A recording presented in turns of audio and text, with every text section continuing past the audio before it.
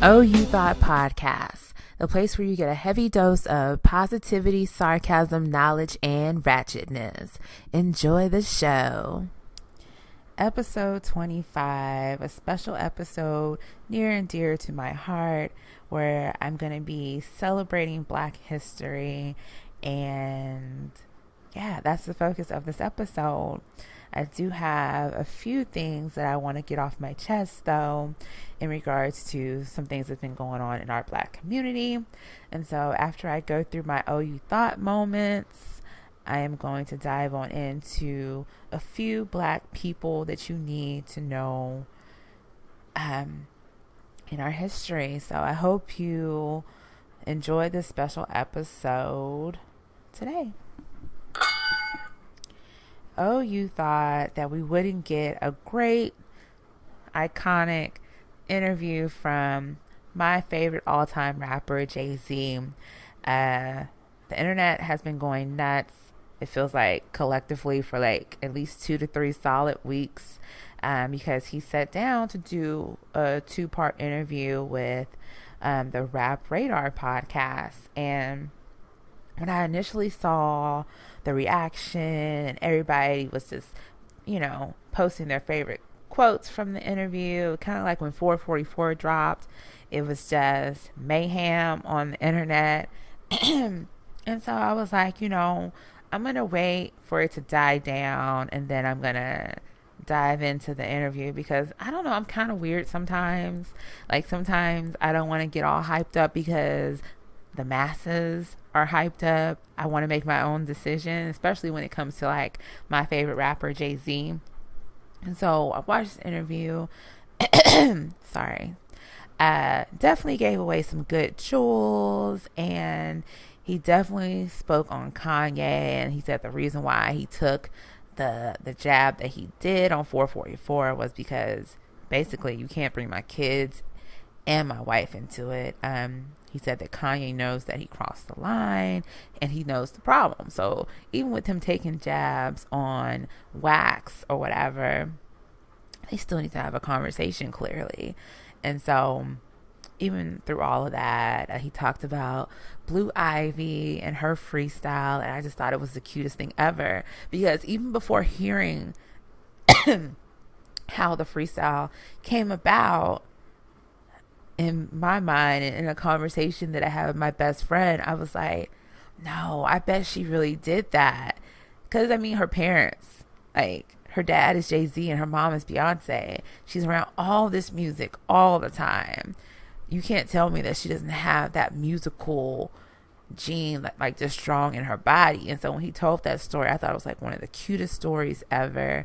And you could just tell that he was so proud. And yeah, so I would love to like see footage of her like just hopping on the stool and putting on the headphones and just all of a sudden starting to rap. And he said that basically she had the understanding of how basically to put a song together, like your verse and then your hook, and she knew to come back to the hook, which is crazy. It's crazy. My personal favorite quote from the interview, that a lot of people pass around as well,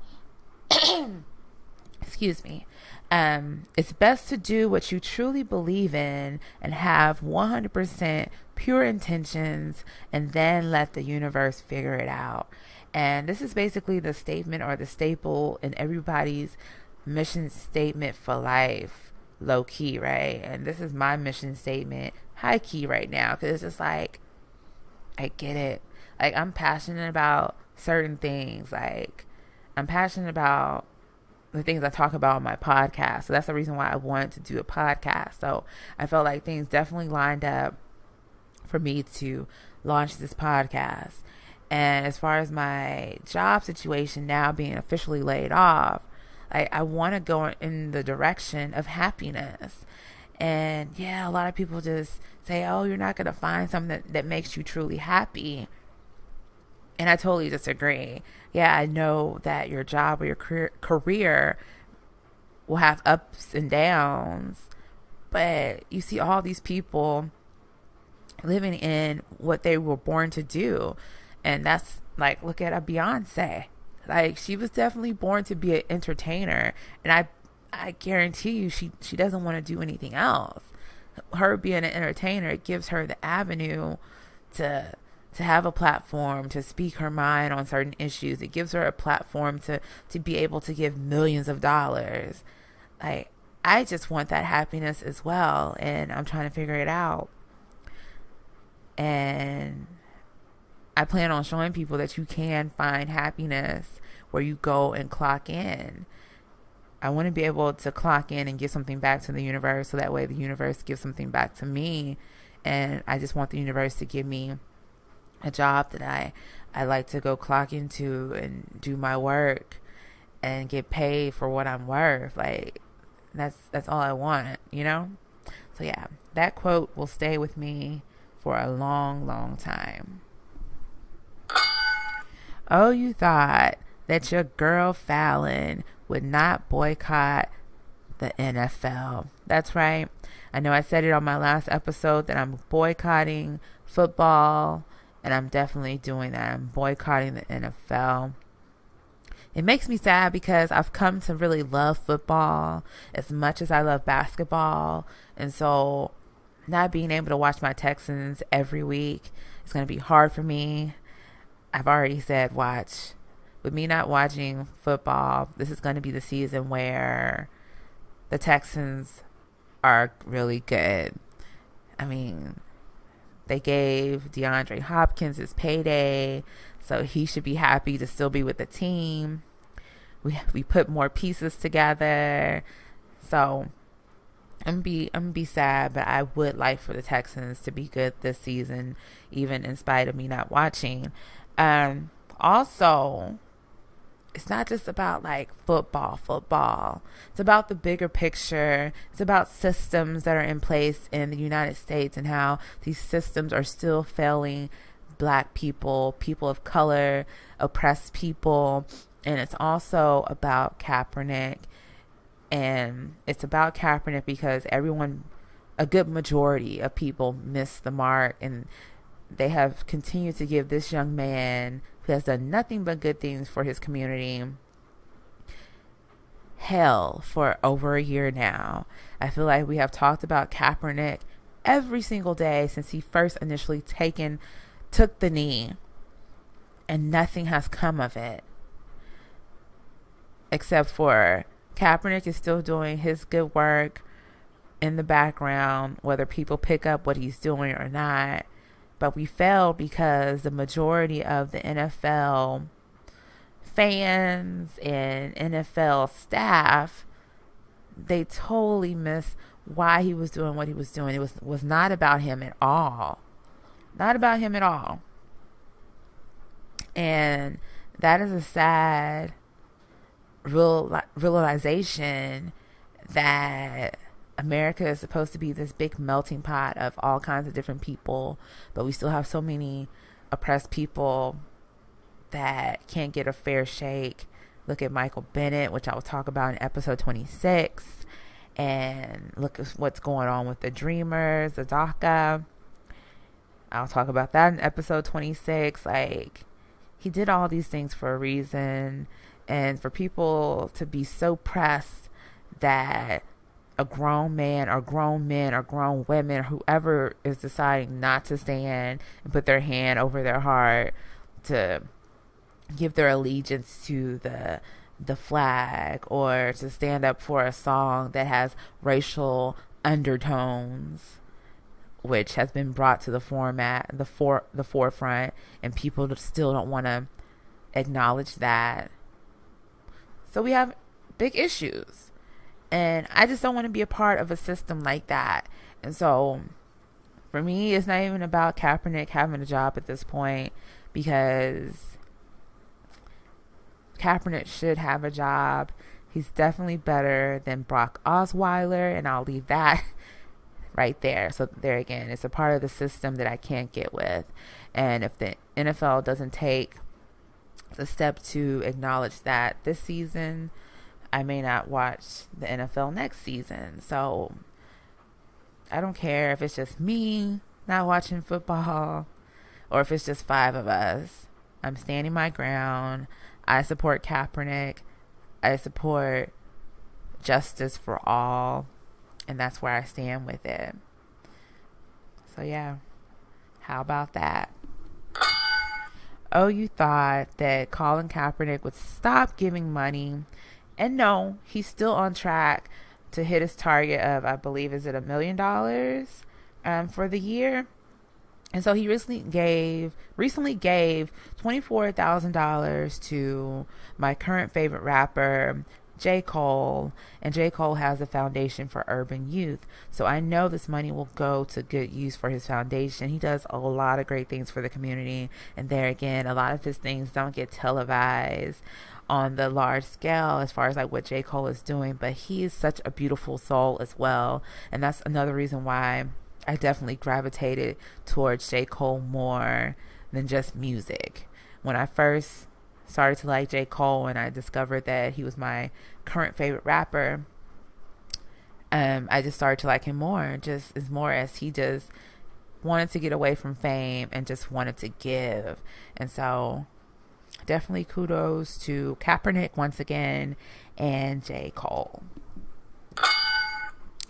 Oh, you thought that black women would stop glowing up, but black women keep glowing up, and I don't see us stopping anytime soon. And I just want to take a moment to glow up Mary J. Blige and Taraji P. Henson. Why did I just struggle with that lady's name? I'm so sorry, Taraji. They both have been selected to receive stars on the Hollywood Walk of Fame. So I definitely want to say congratulations to Mary J. Blige and Taraji P. Henson for getting their stars on the Hollywood Walk of Fame. It's pretty amazing. Keep glowing up. Keep glowing up. Oh, you thought that, I guess, my current favorite basketball player, James Harden, would get his own day in Houston. And he did. August the 20th is officially James Harden Day. Hey, I'm so happy for James Harden. I'm so happy that he's committed to finishing his career in Houston. That's what he says. He's here for the long haul. He got his big payday. He's been doing amazing things for the community before he got to his big payday. His James Harden weekend was a success, and in the wake of Hurricane Harvey, he has definitely taken the time to be there for the community of Houston and cities in between. So definitely excited to celebrate that every year, James Harden Day, August the 20th. So with that, I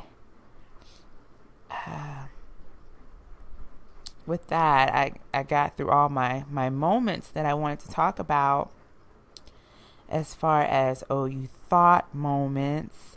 And so now we're just going to jump into the show. Like I said, this is episode 25, where we're just going to celebrate Black history. If you are a person of color, you should know your history. You should just make it a point to just study Black history like once a week. Like, I know that's the nerd in me. I could probably study it like every day. But you should commit to that. And I feel like maybe I'm overstepping my bounds because I'm not a parent. I'm not a mother. But I feel like if you have kids and you're a person of color, I think it's even more reason for you to dive into your history, because you need to teach your kids what they're not learning in school. And so I think Black history is very, very important. And so with that, we're just going to keep diving into the show. And for my positivity moment, I wanted to focus on Dick Gregory, who recently passed away. And before I even start on what I'm going to say about him, I want to take a moment to pay my respect and give him a moment of silence.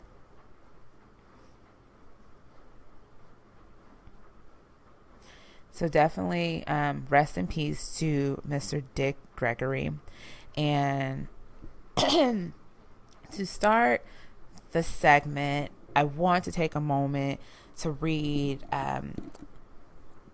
his recent social media post that he made, and I think his children posted. And so I just want to read that. And so bear with me. It's a nice little lengthy post. And it says, as I approach my 85th revolution around the sun this year, I wonder why has it been so difficult for humankind to be kind, so difficult to be loving and lovable. For my militant brothers and sisters, please don't misconstrue loving and lovable to be weak or submissive. Love will always be triumphant over hate. I know I will not be here forever, nor do I desire to be. I have seen progress like most cannot appreciate because they were not there to bear witness. I dedicate my life to the movement. By doing so, I never thought I'd still be here. So many of my friends are not here. They were cut down by a system of hatred and evil. If they were here, they'd see the progress that I see. The reality is far from perfect, but profoundly better than what daily reality was for my generation. Young folks, if you are wise, you would talk less and spend more time listening to the elders who saw evil upfront and personal every day. How long I've been asking this question for over 40 years. How long before we realize our universal God-given potential? We have made immeasurable progress that cannot be debated. That said, we still have a long way to go. I have no desire to see this all the way through. The dreams I dreamed about 60 years ago have definitely been realized. To the young folks of all ethnicities, I say, stay woke. Not as a catchphrase, but as a lifestyle. Most of the things that are killing us are in our own minds and our daily routines. The way we think, the food we eat, and the water we drink or so often don't drink. While so many go out and protest the small evils, the big evils are ever present and welcomed in our homes. From the top to the bottom of my heart, I say stay woke. Very, very, very, very, very powerful statement. And it definitely touched me to say that he didn't think he would be here this long to see the changes that he's made. And I don't know, it's crazy how the world works, and how, for me, you definitely can see that there is a God, and I feel like he does get you prepared if you're getting ready to go, and if you have time to get yourself prepared and to be able to put together a statement like this before you pass away. It's pretty amazing to me. And I picked this last statement of his because I wanted to start the show showing what kind of man he was. And I think that last statement, from top to bottom, it definitely shows what kind of man he was about, and I think it's very important to stay woke. And I think he also made a point, and I'm paraphrasing, basically sometimes some of us are probably too woke when we're not even paying attention to what's going on with us. Something as simple as taking care of ourselves, or drinking water, or the food we put in our bodies. Like, all that stuff is important to your lifestyle.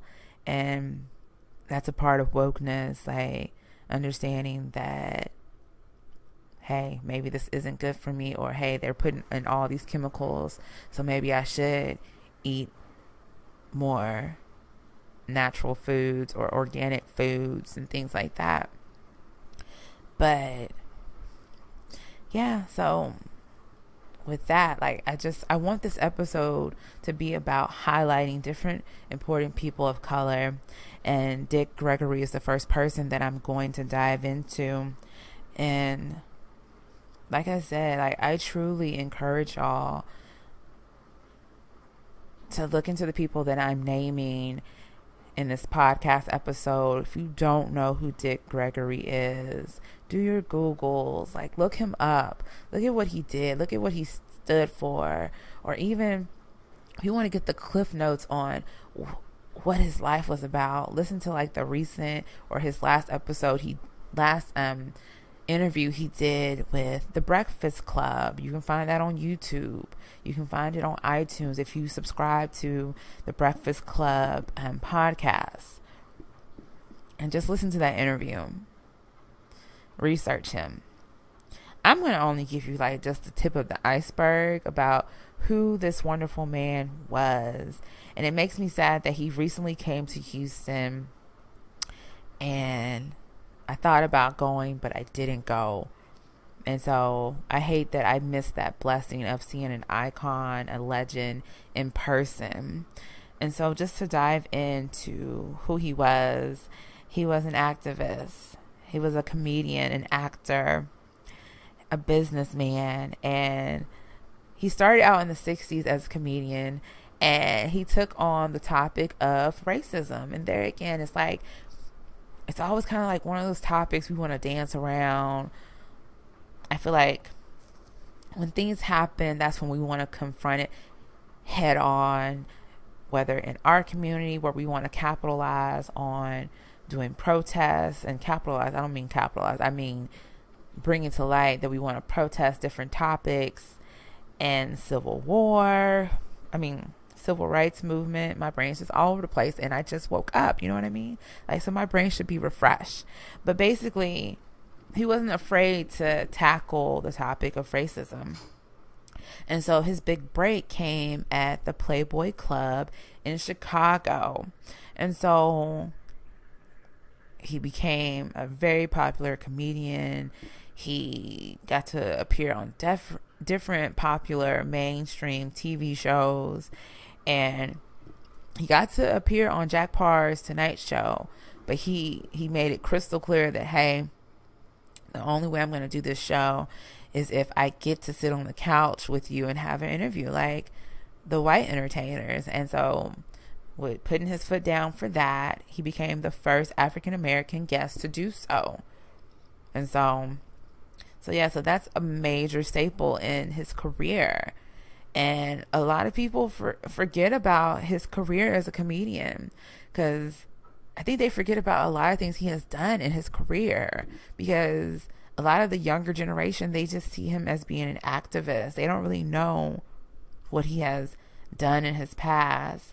He had heavy dealings during the civil rights movement, and he even ran for political office. He ran for president. He ran for mayor of Chicago. One of his important platforms later in life became health and fitness. And so definitely big on that. And to even go back, he went on hunger strikes to bring awareness to various global issues, including the Vietnam War, women's rights, the apartheid in South Africa, police brutality, which has never stopped, and American Indian rights. And so he wasn't just for oppressed Black people. He was for oppressed people in general. And I think a lot of people get it mistaken that it's just Black people that are oppressed. And generally it's people of color that are oppressed. And yes, African Americans, we struggle with a lot of oppression in this country. But it's good to see someone like Dick Gregory be for equal rights for everybody. Because there again, if you know your history, you know what kinds of things went on during the Vietnam War. And if you're a female, I pray to God that you've done your research on what we had to go through to have equal rights and still not equal pay. I keep saying that black women are at the bottom of the list as far as getting equal pay on the dollar. And so we still have a ways to go in certain things. And American Indian rights, where I feel like they are collectively forgotten, and that shouldn't be the case. And so to see him bring awareness to the masses on all these different things, and if you just hear him speak, like, just Google him, YouTube him, and just look up different interviews and speeches and just hear his mind go to work. He kept it very real to me. That's why I liked him. That's why I definitely took a strong liking to him later on in life, because I just felt like he's one of the elders that everyone has in their family that we need to listen to. And he was giving the jewels out to so many people because of his platform. And so definitely, like I said, just look him up, and he will definitely open your eyes. He'll make you think. He'll make you laugh. And you may not agree with everything that he has to say about topics, but he's on point. He's on point. In 1999, he was diagnosed with lymphoma, but he didn't want to go through with chemotherapy. So that's where he basically turned to diet and alternative treatments to treat the cancer. And so the cancer went into remission. And so basically, years later, to his recent life, recent time period, he died due to being sick. He had gone into the hospital. I think he came back out, and then he went back, and he died later in the hospital. And so that's how we get to this point in his life, where now we're just basically remembering his great legacy. And so this is one of the quotes that have been going around since he passed away. And it definitely applies, because racism, it feels like, is stronger than ever, because we have silent racism, and we have more people just coming out being racist. And the quote says, "I never learned hate at home or shame. I had to go to school for that." Now just think about what that statement says. Think about it. And we've all seen the pictures that go around of black children and white children playing together, and it's captioned, "You aren't born hating someone, it's learned." And I definitely agree with that. It's definitely a learned behavior directly from your parents or whoever raised you or your environment. Definitely agree with that. So definitely, again, I want to say RIP to Dick Gregory. Now, the next person I'm going to highlight, every black person has probably heard of this woman, but I still think she's definitely important to talk about. And I'm talking about Madam C.J. Walker, and she's credited with being the first woman millionaire. And she founded the Madam C.J. Walker manufacturing company to sell healthcare products and makeup. So it's definitely important to women of color. We got to keep our hair right. For those of you that wear makeup, got to keep your makeup done. So she's definitely an important figure. So if you don't know her story, learn her story. Another female that I want to highlight is Bessie Coleman, and she was born in 1892, died in 1926, and she was a pilot, and she is credited with being the first black licensed pilot in the world. Not just black woman, first black pilot ever to be licensed in the world, not just the U.S., the world. And definitely important. I would like to highlight Edward Brooke III. He's credited with being the first African American elected to the U.S. Senate. And boys and girls, like, the U.S. Senate is very important. They have power in the House, and we need to be aware of people that we're putting in office, not to just jump off on a tangent, but to jump off on a tangent. Yeah, definitely important. Another person I would like to highlight is Dr. Mulana Karinga. I hope I'm saying that right. But he's an activist, author, and founder of Kwanzaa. So yeah, it's a week-long celebration following Christmas. It's definitely a holiday that I like. I don't fully celebrate it, but I like what each day represents. And so if you're not aware of what Kwanzaa is, I think more people should know what Kwanzaa is. I think more people should celebrate Kwanzaa, especially since it's after Christmas. I think it's a good way to align yourself with positivity and good things. And so I'm sorry if I messed up his name, but he's definitely the founder of Kwanzaa. And so now I want to dive into my next to last person I'm going to talk about. And that person is Charles Hamilton Houston. And he was one of the nation's greatest lawyers. He was definitely on deck for the NAACP through a lot of their cases. And he sometimes is referred to as the man who killed Jim Crow. There again, if you don't know what Jim Crow is, do your Googles. And he's a son of a lawyer, and he basically masterminded the strategy to dismantle Jim Crow by actively testing the separate by equal doctrine in the courts. And he also served as a mentor to Thurgood Marshall.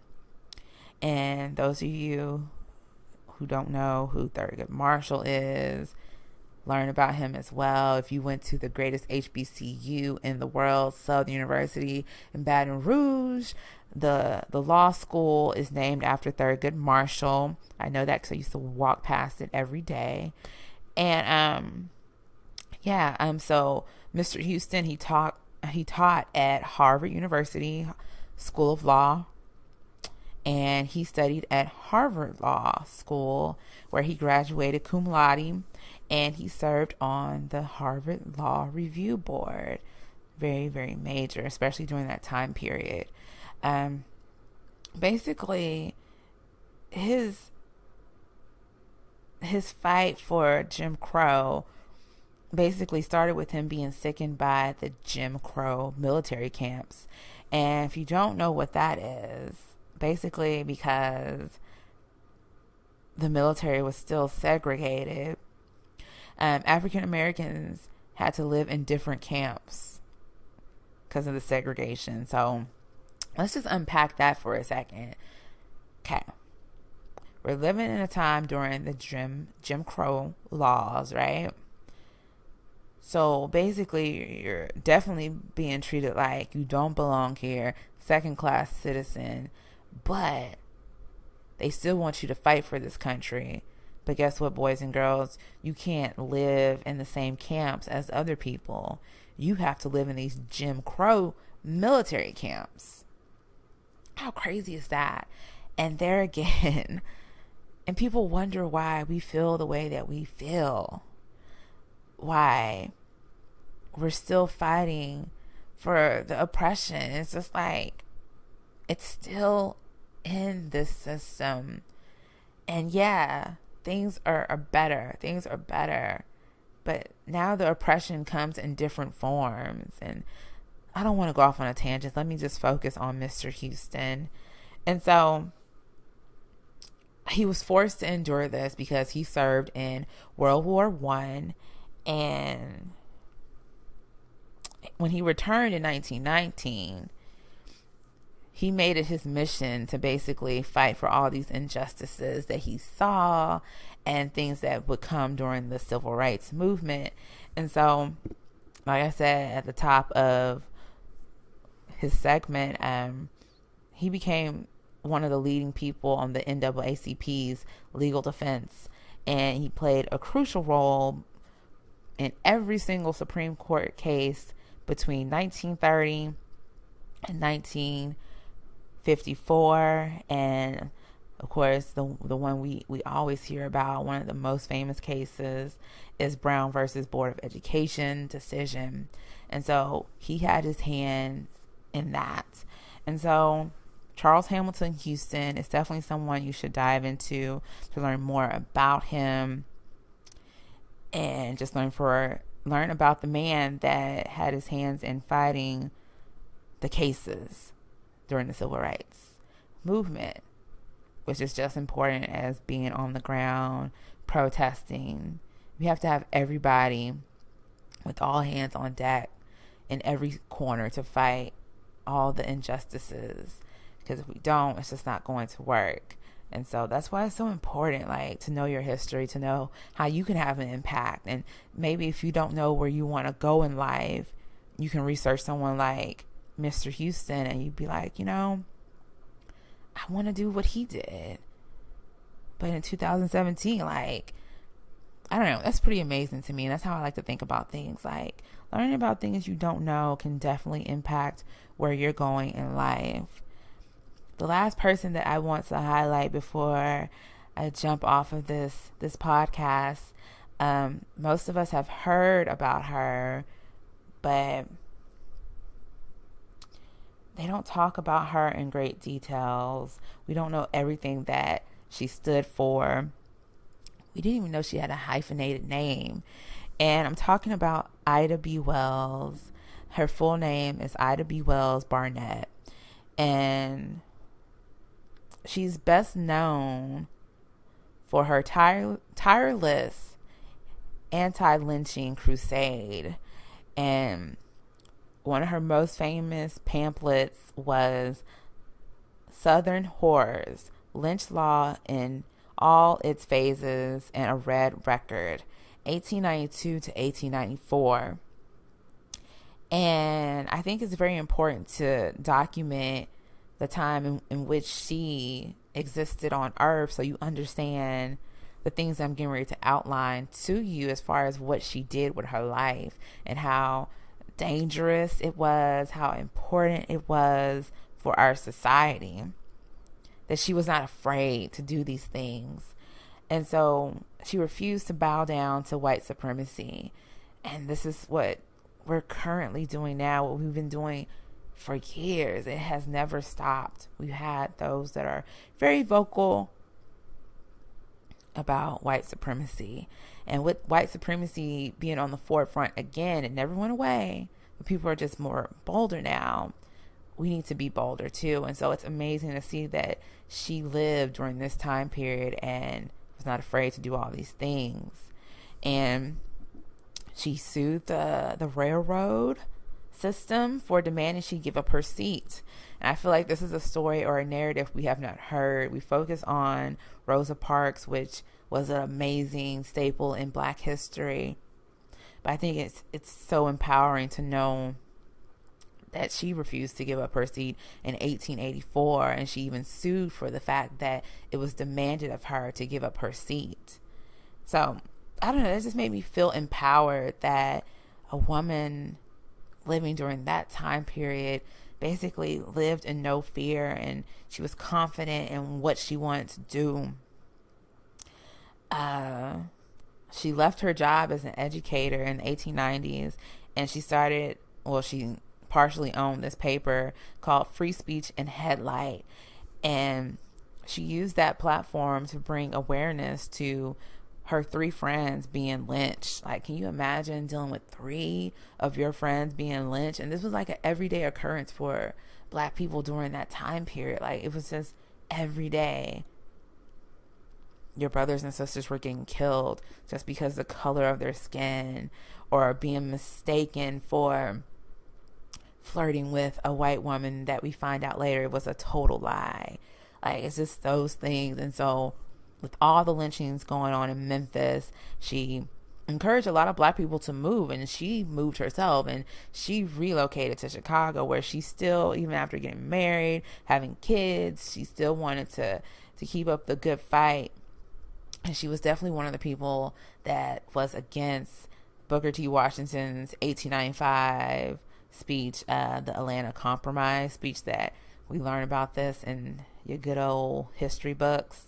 So most of us should be familiar with that, but she was definitely opposed, and she kind of backed away from the NAACP during that time period, but she still kept the fight, and her focus, which most of you probably will guess, was she supported black women rights and women's suffrage. And I think as a black woman, it is your duty to know your black history as a black woman, to know women like this that fought for you to be able to vote, fought for you to be able to work, fought for you to have somewhat equal pay, even though, like I said, we're at the bottom of the list. And it should just make you feel empowered that you can do anything that you want to do in life. And so I was definitely empowered by her when I dived into who she was, because, of course, like in your basic history classes or during Black History Month, she's definitely a name that's always brought up, but only the surface level is brought up of who she is, or who she was, I'm sorry. And so, yeah, so this episode is a great example of how history can bring empowerment. History can bring knowledge that can help you push forward and not be afraid to just be who you are, be who your past ancestors fought to be. Those are all important things. And so I hope you enjoyed my little geeky Black history episode, and I hope it triggers you to go and look up some people in Black history, or just try to put together your own history in your family. Like, where does this start? Who's the true head of your family? Like, those kinds of things. So I hope you enjoyed this episode, and I just want to say thank you again for subscribing. Thank you for listening every day. Follow me on Twitter. My name on Twitter is Pretty and Smart 81. That's Pretty, the letter N, Smart 81.